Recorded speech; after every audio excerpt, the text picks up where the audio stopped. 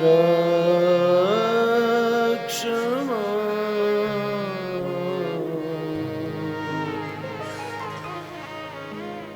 कृष्ण केशव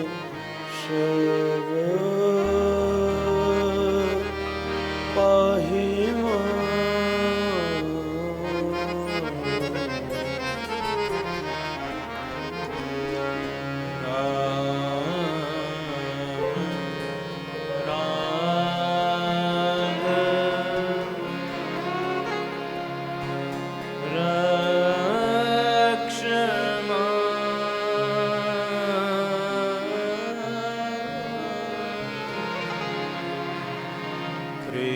कृष्ण केशव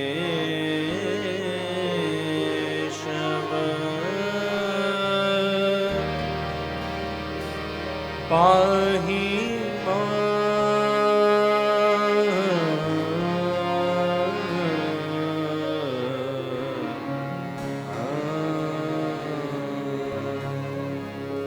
प्रेम से कहिए श्री राधा रमण लाल की, श्रीमद्भागवत भगवान की, श्री हरिनाम संकीर्तन की, श्री गुरुदेव महाराज की जय जय श्री राधे निताय गौर हरि गौर प्रेमानंदे हरि हरि।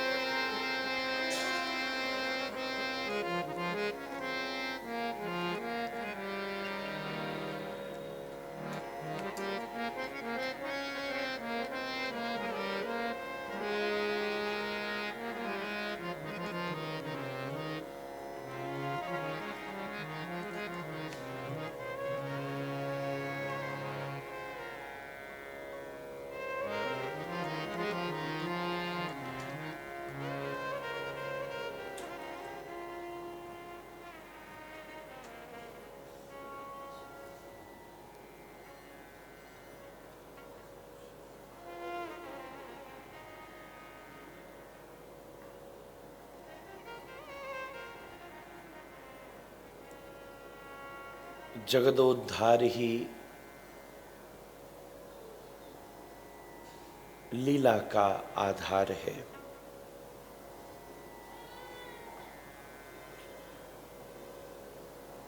बड़े सहज स्वरूप में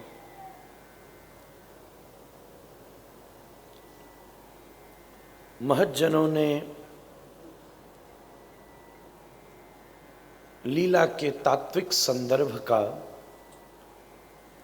प्रागट्य किया है।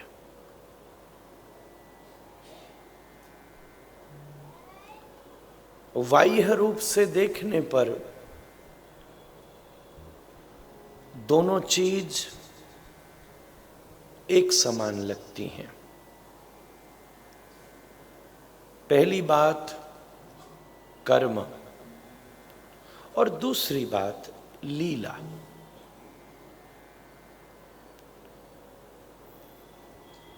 पर दोनों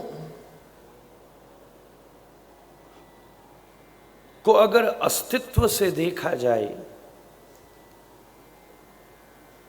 तो दोनों शब्दों के मायने बदल जाते हैं। अर्थात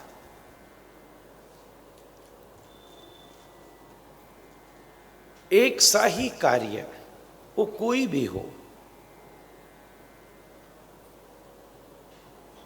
गमन हो, आगमन हो, अवस्थान हो, अवलोकन हो, हसन हो, दसन हो, उड्डयन हो, उत्थापन हो,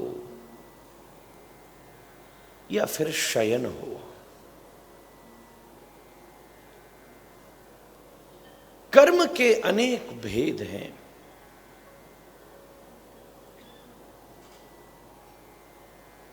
ये सब क्रियाएं, इन सबको वर्व कहा जाता है। क्रिया, कर्म और क्रिया में भेद है।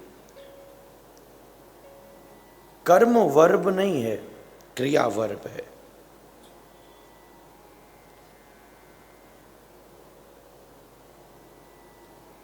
जैसे सहज भाषा में कहूं तो भोजन खाना, भोजन करना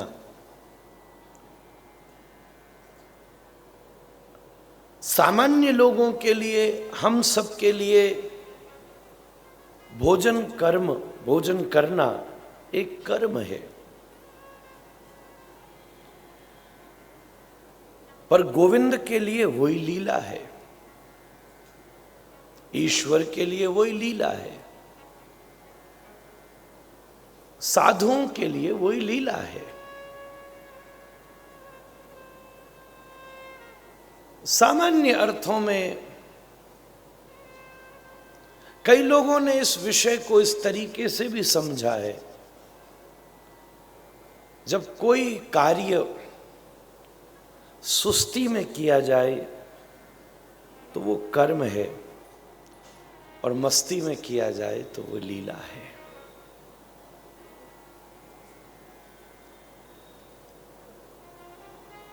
कहने के लिए ये सूत्र अच्छा है,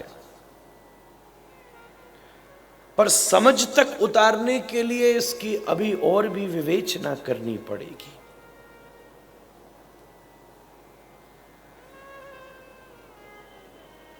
किसी भी कार्य का आधार ही घोषित करता है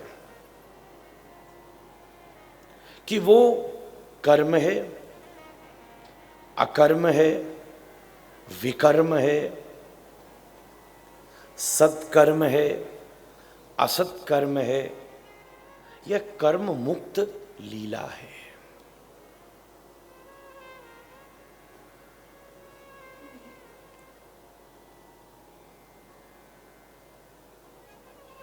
हमारे द्वारा सच बोलना भी कर्म है और झूठ बोलना भी कर्म है। पहले तो एक बात मैं ये साफ कह देना चाहता हूं, बहुत से लोगों को इस बात का कंफ्यूजन हुआ है। हमने अपने व्यापार को कर्म माना है। ना ना ना ना ना, सवेरे 9 बजे से शाम को 5 बजे तक जो आप करते हैं वो आपकी जीवनी है, आपका व्यापार है, आपके अर्थ साधन है।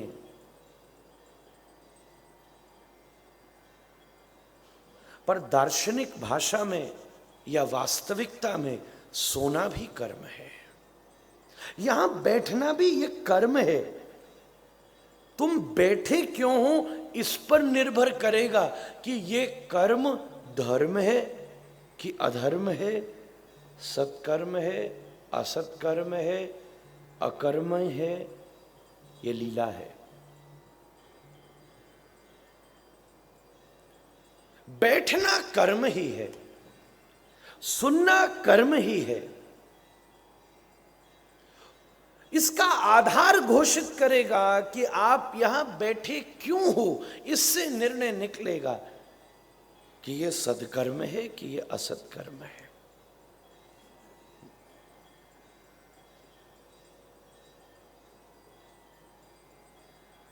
जैसे किसी को हम फोन करें, आज आप कथा में जरूर आइएगा, हम आपको रिकॉग्नाइज करेंगे,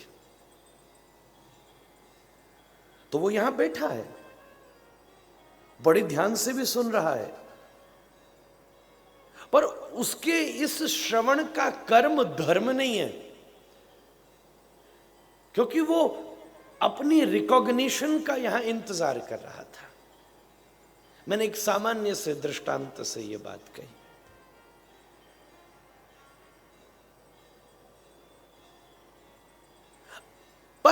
किसी के श्रवण का आधार अपने निज जीवन का उत्कर्ष है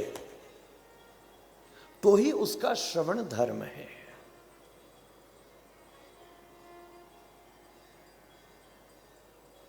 तो ही यहां बैठना धर्म है।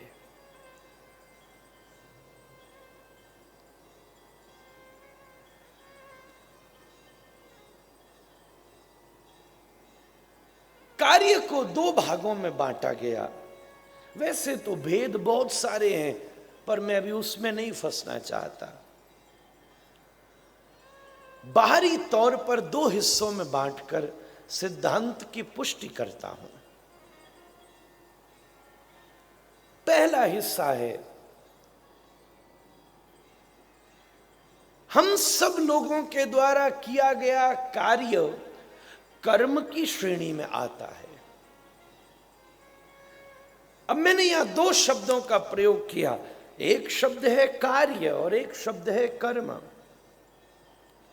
कार्य को अंग्रेजी में एक्शन कहा गया है और कर्म को अगर अंग्रेजी में कहूं तो मोटिव बिहाइंड योर एक्शन,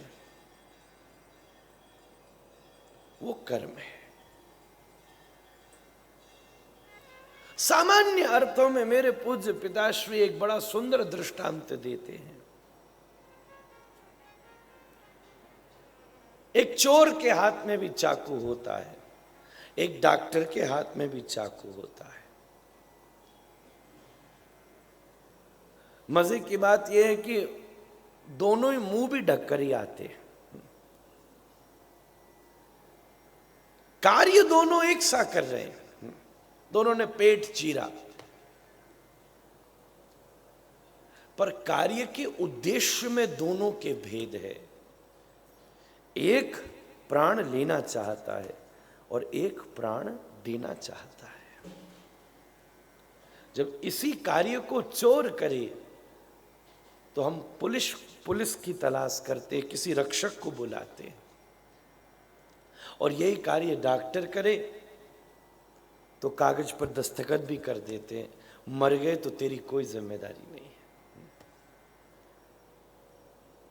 तो आपके द्वारा किया गया कार्य प्रथम श्रेणी,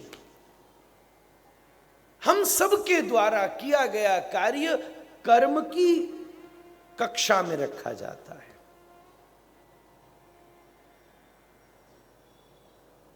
ऐसा क्यों, यह भी समझिए, बहुत ध्यान से सुनिएगा, बड़ी तगड़ी भूमिका तैयार हो रही है। मेरे अंदर भी एकदम से फूटी है, मैं भी सोच के नहीं बैठा था, मुझे बड़ा अच्छा लगता है इसलिए मैं ये कहता हूं।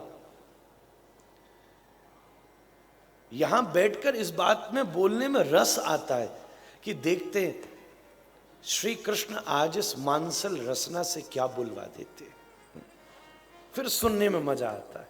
सच्ची बात बिल्कुल पक्की है, सुख सुनने में ही है, बोलने में कभी सुख नहीं है। किसी ने मुझसे पूछा, महाराज जी आप इतना अच्छा क्यों बोल लेते? मैंने कहा क्योंकि मुझे बहुत अच्छा सुनना पसंद है। अब सुनना पसंद है तो खुद भी अच्छा ही बोलना पड़ेगा। श्रवण ही वाचन को सार्थक करता है। हमारे किए गए कार्य को कर्म की कक्षा में रखा जाता है। ऐसा क्यों है?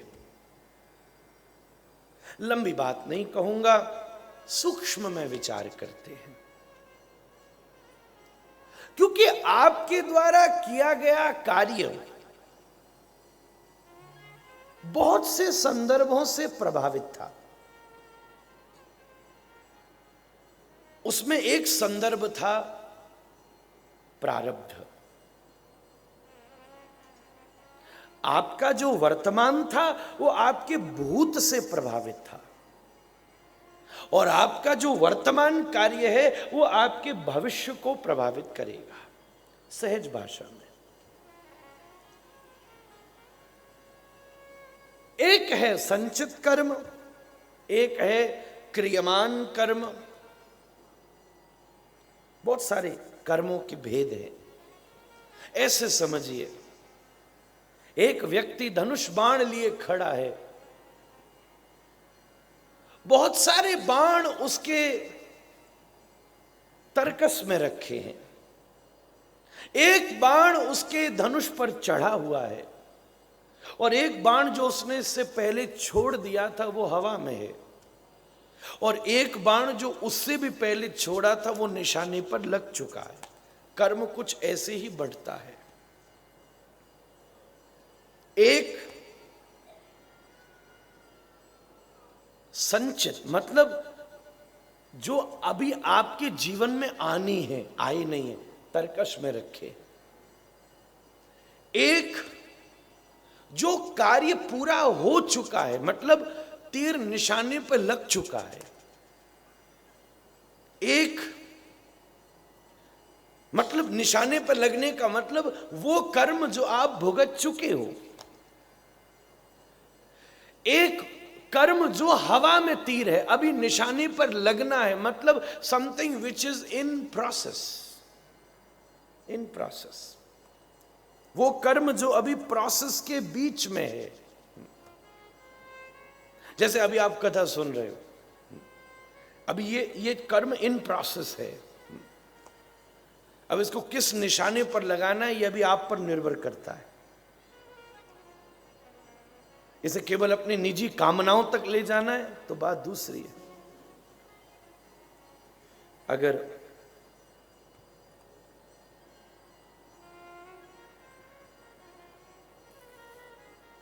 इसके द्वारा परमार्थ करना है तो बात दूसरी है। और चौथी, वो तीर जो आपके धनुष पर चढ़ा हुआ है, अर्थात अभी वो कर्म जो आप कर रहे हो,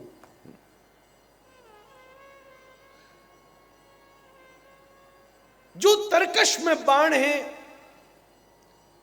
उसे भी आप कंट्रोल नहीं कर सकते। जो बाण हवा में है वो भी आप कंट्रोल नहीं कर सकते। जो बाण निशाने पर लग चुका है वो बात हाथ से निकल चुकी है, सुधारा क्या जा सकता है, लक्ष्य किसका निश्चित किया जा सकता है? उस बाण का जो धनुष पर चढ़ा हुआ है, क्रियमान कर्म। इसलिए शास्त्रों ने कहा, जिसने अपना वर्तमान सुधार लिया उसने अपना जीवन सुधार लिया। इसलिए कृष्ण गीता के पहले सूत्र में कहते हैं, गतासून आगतासूश्च नानुशोचन्ति पंडिता। बुद्धिमान कौन है? जो बीती ताए बिसारिये आगे की सुधले, जो गए हुए पर नहीं फंसता, आने वाले पर नहीं फंसता, जो तीर उसके हाथ में है उसे संभालता है। कथा भी वही सुन सकता है। एक आदमी वो है जो भूत की सोचे यहां बैठा, एक आदमी वो है जो यहां बैठा सोच रहा कथा सुनकर क्या मिलेगा, मरते ही मुझे लगता है देवता हमें चाबी सौंपेंगे, आपका डुप्लेक्स स्वर्ग में तैयार है भाई, आइए। ना, इन दोनों विचारों में से मुक्त होकर वो व्यक्ति जो इस श्रवण का सुख ले रहा है वो सार्थक हो सकता है। इस सब विज्ञान को मैंने इसलिए शुरू किया कि मैं इस भेद को आपके मध्य खोलना चाहता था कि हमारे कार्य को कर्म की कक्षा में क्यों रखा जाता है। हमारा वर्तमान कार्य हमारे भूत के कार्य से प्रभावित है और हमारे भविष्य का निर्माण कर रहा है। क्रियमान कर्म को भूत के संचित कर्म और आगामी कर्म, इन दोनों के द्वारा प्रभाव को ही प्रारब्ध कहा जाता है। कहने का मतलब, आप इस कथा में बैठे, ये आपका प्रारब्ध है, सदकर्म का प्रभाव है, पर यहां आप अच्छी तरह सुन रहे हो, ये आपका वर्तमान कर्म है। ध्यान से सुनिएगा, बड़ी सूक्ष्म विवेचना है। आपको आपका भाग्य यहां ला सकता है, पर अगर आपका वर्तमान सजग नहीं है तो यहां आके भी आप सो सकते हो।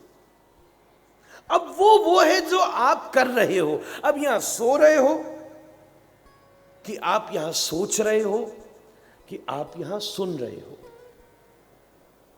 ये तीनों चीजों में भेद है। हाँ, वैसे भी कथा जैसी नींद तो कहीं नहीं आती, कई अनुभवजनों को मालूम भी होगा, अच्छी आती और आप सो सकते हैं, मुझे कोई अर्जा नहीं। कम से कम मैंने आपको अच्छी तरह सुलाया तो सही, पर कम से कम जिनको नींद आ रही हो वो ऐसी जगह बैठे जिससे कम से कम मुझे डिस्ट्रैक्शन नहीं हो। बस कोई हम प्राण दे के सुना रहे हैं और आप पे नजर पड़े और आप यूं पड़े हो तो फिर मन नहीं करेगा, फिर लगेगा इतना माथा मारने की जरूरत क्या। फिर तो शुरू हो जाओ आप भी, राय तपी गए सर आज शाम सपने में आए। तो सपने में आ रहे, जगह क्यों महाराज, सपने में मिल रहे हैं हमें।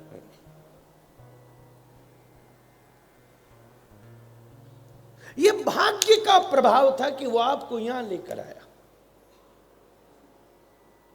पर यहां बैठकर तुमने सजगता से सुना, अपने मन को संभाला, अपनी इंद्रियों को जितेंद्रिय किया। वो 4 सूत्र याद होंगे, जिता स्वनो, जित श्वासो, जित संगो, जितेंद्रिय। सुखदेव ने परीक्षित से कहे वो 4 चीज आपके भाग्य से नहीं हुई, वो 4 चीज आपके निर्णय से हुई। भाग्य आपको अच्छा आसन नहीं लगवा सकता, भाग्य आपके मन को नहीं संभलवा सकता, भाग्य आपकी संग को नहीं जितवा सकता। वो आपका संकल्प था जिससे आपने अपने मन को यहां संभाला।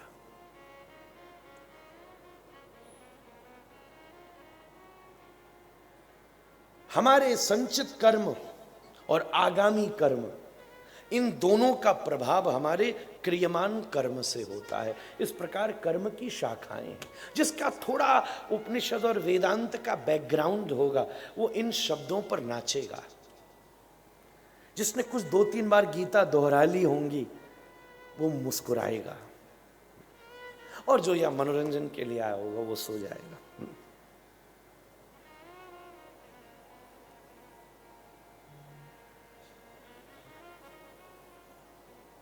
तो कार्य इसीलिए कर्म की कक्षा में रखा जाता है। आपका भाग्य आपको यहां लाया, आपकी सजगता ने आपको कथा सुनवाई। अब ये जो आपका कर्म है ये आपके भविष्य का निश्चय करेगा। अगर आप यहां सोए तो वो निश्चय होगा, अगर आप यहां खोए तो वो निश्चय होगा, अगर आपने यहां का रस ले लिया तो यहां का रस आपको ले जाएगा खींच के वृंदावन। अब ये जो कर्म था ये आपके भविष्य का निर्माण करेगा।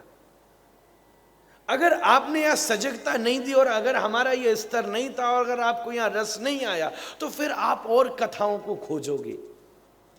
और अगर किसी को यहीं मस्ती आ गई,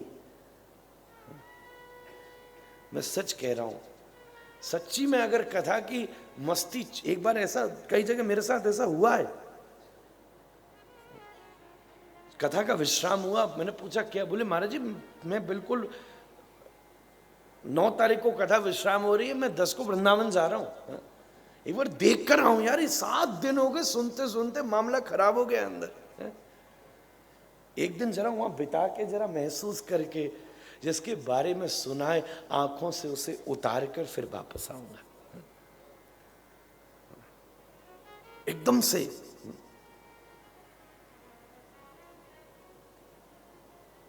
किसी देश के सुंदरता का वर्णन कर दो तो आदमी उसी समय डिसीजन बना लेता है, अगला हॉलिडे तो वहीं का होगा।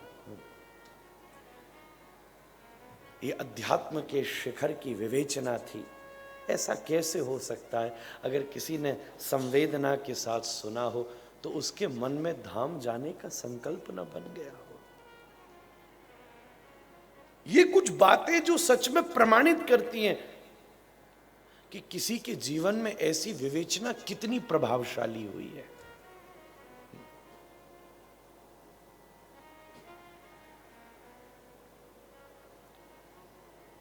आपके भाग्य ने आपको यहां बिठाया, अब आपने जैसा सुना वो आपके अग्रिम जीवन का निर्णय करेगा।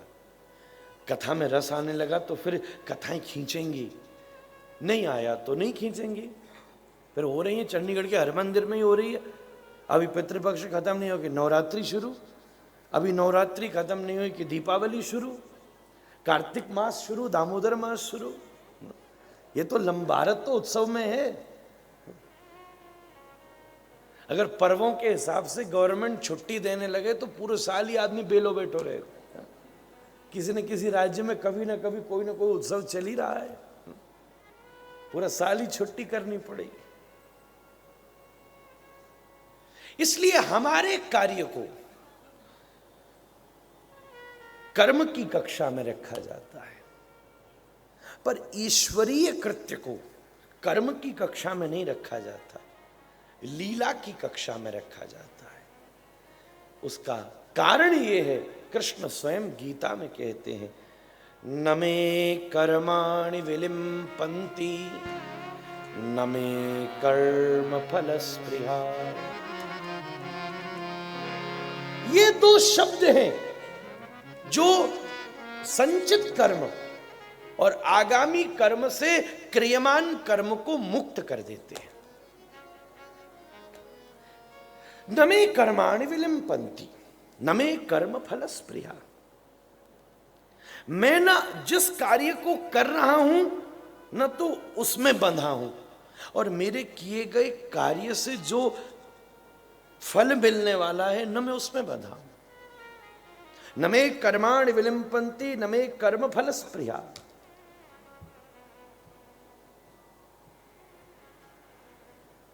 ये ऐसे ही है जैसे आपके साथ बहुत सी चीजें ऐसी घटती हैं जो आपके निर्णय से मुक्त होती हैं। जैसे श्वास का चलना, श्वास का चलना कर्म नहीं है। श्वास के चलने को सांख्य ने क्रिया कहा है। क्रिया योग की एक शाखा है जिसको कहते हैं क्रिया योग। क्रिया योग मतलब आपका सारा कर्म ही ऐसा हो जाए जैसे श्वास चलती है। कोई श्वास चलने के लिए निर्णय नहीं लेना पड़ता कि लेट मी ब्रीथ। ऐसा होता ना तो कितनों की खबर इसलिए आती, मर गए क्यों, सांस लेने ही भूल गए।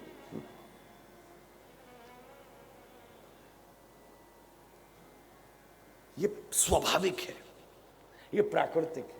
आप क्या सोचते हो, जब आप श्वास भी लेते हो न जाने कितने जीवाणु मरते होंगे, कितने जीवाणु पैदा होते होंगे,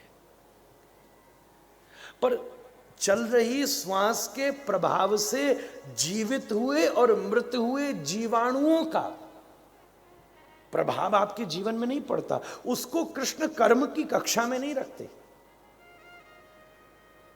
ध्यान से सुनिएगा।